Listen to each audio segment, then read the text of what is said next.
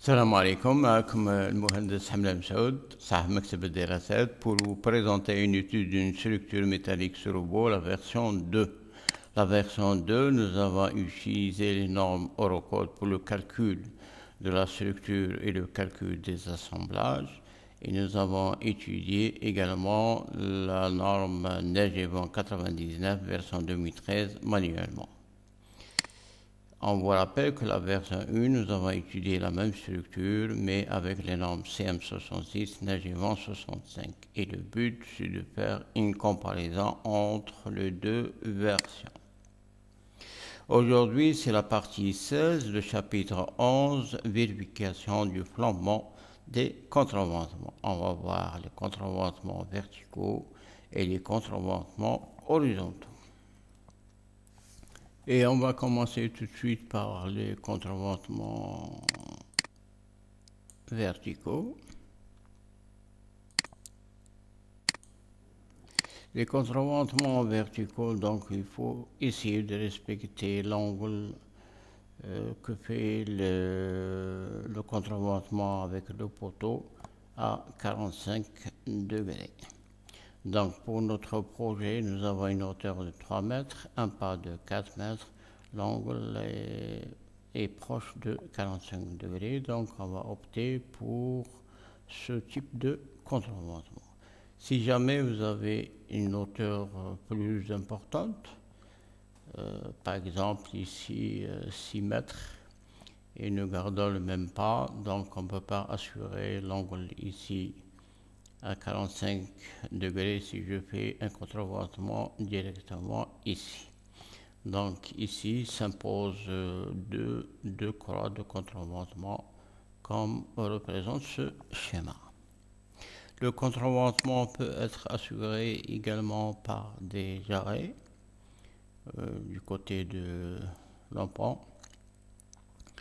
Il peut être assuré également par la maçonnerie qui va bloquer le déplacement.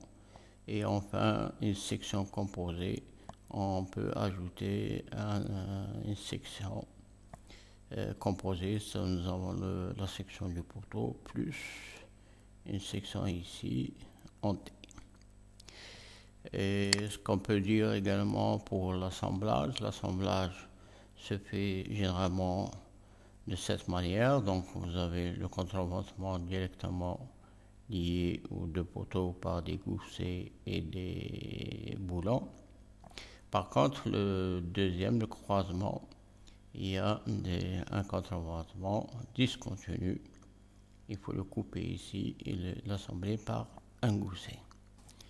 Allez, on rentre directement dans notre structure. Voici notre structure. On va sélectionner des contreventements. Donc, contreventements verticaux. Voici des contreventements verticaux. On va les isoler. Et la première vérification, c'est de s'assurer qu'il y a un relâchement aux extrémités. On en vers attribut et en cliquant ici sur relâchement. Appliquer et OK. Et on constate que le symbole du relâchement. Qu'est-ce que ça veut dire relâchement? Ça veut dire qu'il n'y a pas de moment. Donc on ne vérifie pas les contreventements au déversement. Ils sont sollicités aux efforts axiaux, soit une compression ou une traction. D'ailleurs, on va voir le diagramme. Résultat, diagramme barre. Ici, ce qui nous intéresse, c'est l'effort axial. Donc, on va afficher les repères locaux. Voici, donc c'est FX qui nous intéresse pour le contreventement. On clique sur FX et on applique. Voilà, donc on cherche la combinaison ALU.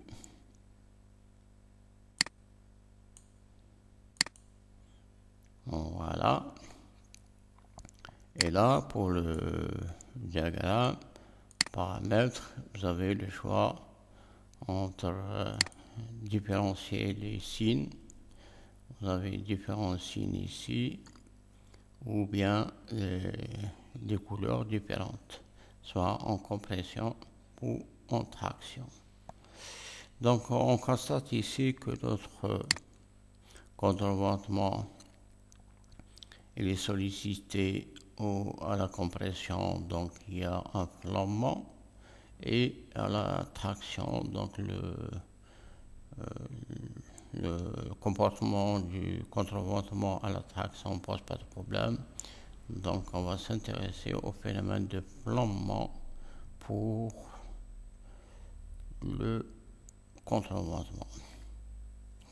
Ici vous avez négatif et positif. Un peu s'assurer que le positif ici c'est la compression en cliquant sur Add. Donc ici Add c'est les détails du logiciel. On va confirmer que positif c'est une compression. Voilà, on clique sur recherche et puis on écrit ici convention de signes. Voilà, et on clique sur recherche. On va cliquer sur MTN, ce qui nous intéresse c'est N. Non, c'est pas celui-là, donc ce qui m'intéresse c'est la convention des signes ici. Voilà, convention des signes, recherche. Voilà, donc la convention des signes pour fx. Et là, on peut voir les forces nodales positives, l'extrémité, les efforts, voilà. Par conséquent, les efforts de compression sont positifs. Voilà. Ce qui nous intéresse, donc, on a confirmé que positif, c'est des efforts de compression. On revient donc à notre structure. Les contreventements sont sollicités à la compression et à la traction. On va s'intéresser à la compression pour la vérification du flambement. Ok. On va enlever les repères locaux. On va copier les noms des contreventements et on va dimensionnement barre assis. Nous avons déjà calculé les familles de 1 à 4. La dernière famille qu'on a étudiée, c'est les pannes. Et pour le contreventement, on clique sur Nouveau pour créer la famille du contreventement verticaux. Donc Nouveau, je vais donner un nom, contreventement vertical, et les noms de tous les contreventements verticaux, donc 29 à 32, et je vais faire enregistrer. Voilà, ça c'est la première étape. La deuxième étape, c'est le paramétrage. On a pris donc l'habitude. Les contreventements, ce ne sont pas des poutres, non plus des poteaux, donc ce sont des barres. On clique sur barre et on fait nouveau. Moi, j'ai déjà fait le paramétrage, donc je clique ici 2 fois directement. Donc, vous aurez à mettre le nom de votre contreventement et vous cliquez uniquement sur le flambement, la vérification du flambement. Le déversement, on néglige, donc il n'est pas sollicité au déversement.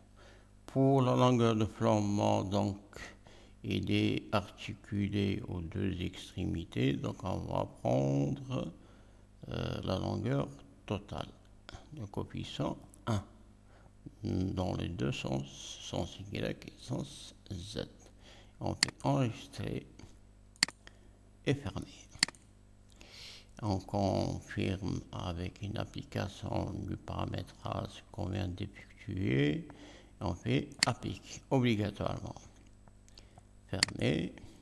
Donc on va pouvoir calculer les contreventements. On s'assure que toutes les combinaisons ici sont activées et on calcule. Le calcul est effectué.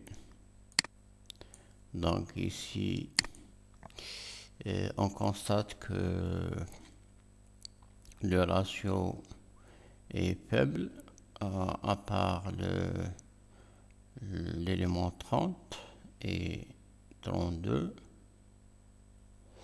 Par contre, également les lancements dans le sens Y et Z est très élevé.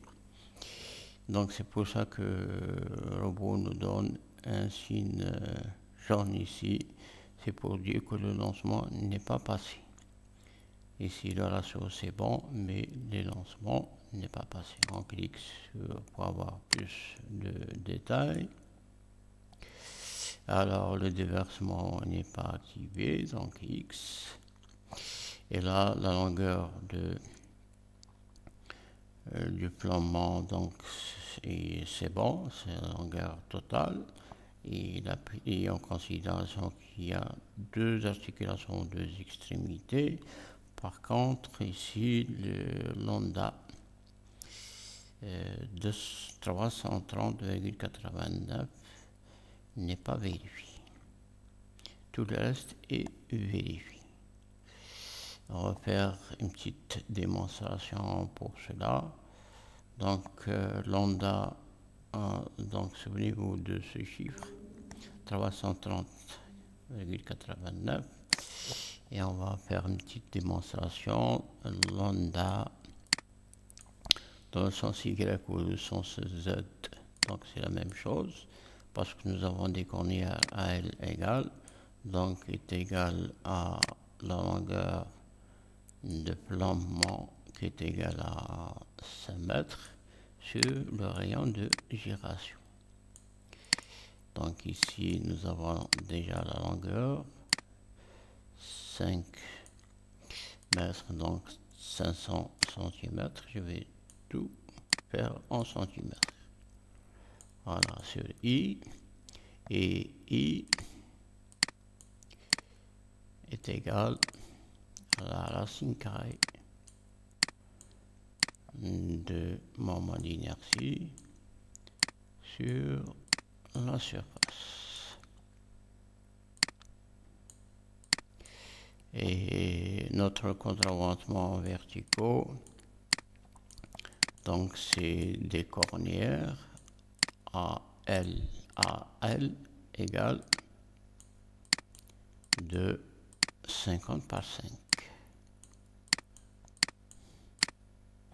Pour ce type de cornière, je vais tirer de robot I et A. Voilà, donc je vais les chercher de robot en cliquant ici sur outils et base des profilés. Le robot va nous proposer toute la famille des cornières à L égale et je vais chercher ma cornière qui est égale 50 par 5. Voilà. Et je tire directement à 4,8 et I, que ce soit IY ou IZ, c'est la même chose parce que c'est les mêmes largeur et longueur. Ok, donc je prends 4,8 et 10,96. Je reviens ici, donc c'est racine carrée. De I c'est 10,96. Tout est en centimètres. 96 et sur A c'est 4,8. Et je trouve mon I égale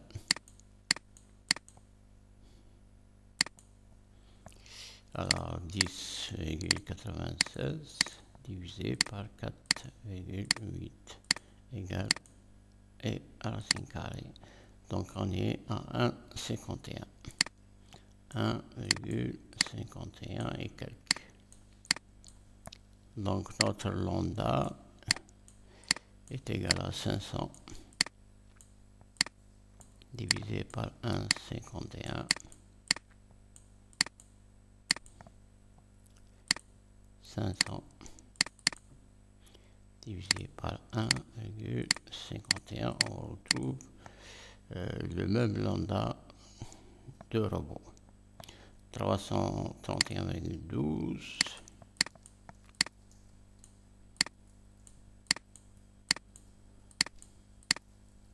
Donc on est supérieur à lambda admissible qui est égal, suivant la norme Eurocode, à 210. Notre profilé ne passe pas. Je vais faire à peu près le calcul automatique. Je vais écrire CAE tout court. Je ne vais pas mettre la section et je clique sur Auto. Le robot nous propose une cornière de 80 par 5. Ok, donc j'ai ma cornière. Il suffit de changer. Voilà, je cherche voici notre cornière et je vais changer la section appliquer. C'est normal qu'il faut refaire les calculs, oui. Fermer et calculer ici d'abord. Et normalement, cette fois-ci, ça passe.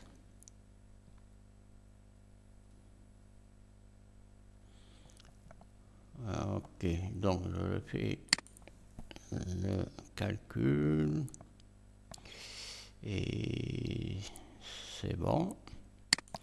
Tout le contournement est passé. On est à lambda LY ou LZ, donc à 204. Donc largement. Si on veut une note de calcul, on clique ici. Note simplifiée ou note complète.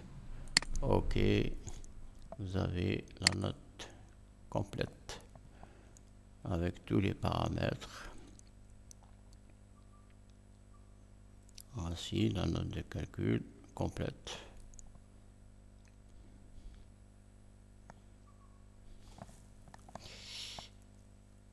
Donc ici, on constate que c'est pas la résistance qui fait défaut, mais beaucoup plus c'est les lancements et c'est la longueur du contreventement.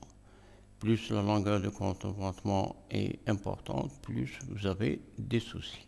C'est pour ça que pour des poteaux relativement longs, on fait 2 croix de contreventement pour éviter d'avoir un contreventement assez long, donc on vérifie difficilement les lancements. Voici ce qu'il y a à dire pour le contreventement verticaux. À la prochaine vidéo, Inch'Allah, on va voir le contreventement horizontal. Salam.